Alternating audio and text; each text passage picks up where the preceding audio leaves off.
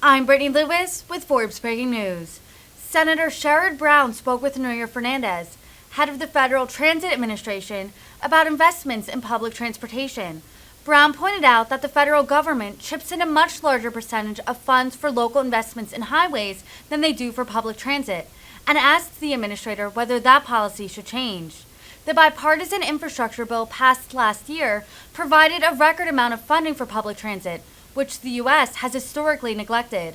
While some critics say the extra spending could fuel inflation, the majority of economists agreed that infrastructure spending, including on public transport, would be de-inflationary.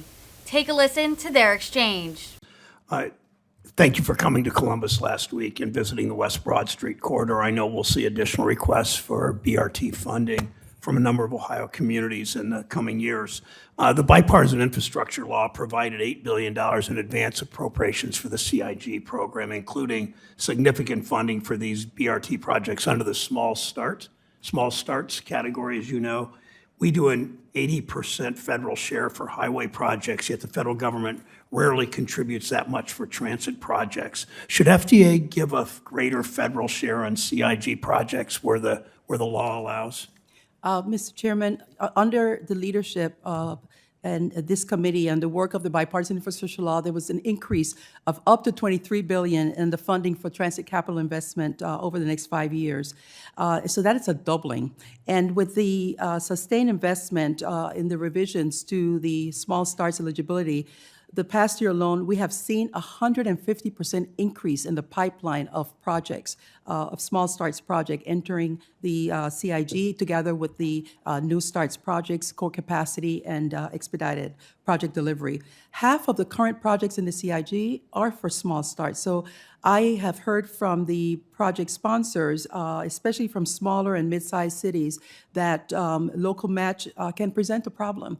And we are working very closely with them as the applications become available and are complete to assist them with identifying not only what their needs are from a financial perspective, but what the amount of federal funds that will be available and we can make available to them. Okay, thank you. In your testimony, you stated this summer the FTA will be initiating the major competitive programs established by the new infrastructure law, the All Stations Accessibility Program and the Rail Vehicle Replacement Program. Greater Cleveland Regional Transit Authority has made significant progress in making its rail stations accessible to riders with disabilities, but the agency has 17 remaining stops and stations that are not ADA compliant.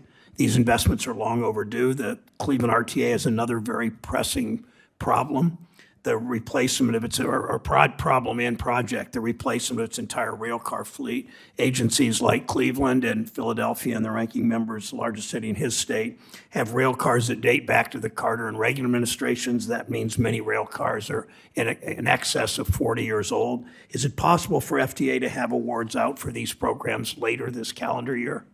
Mr. Chairman, as a matter of fact, we are going to be issuing a notice of funding opportunity for the All Stations Accessibility Program this summer and hope to have selections announced by the end of this year. Regarding the Rail Vehicle Replacement Program, as you noted, lots of the transit agencies, particularly the legacy agencies, have vehicles that have exceeded their useful life, and that affects the timely delivery of service and also impacts schedule. We will be issuing a notice of funding opportunity for that program this fall and hope to have make the selection announcements early next year. Okay, thank you.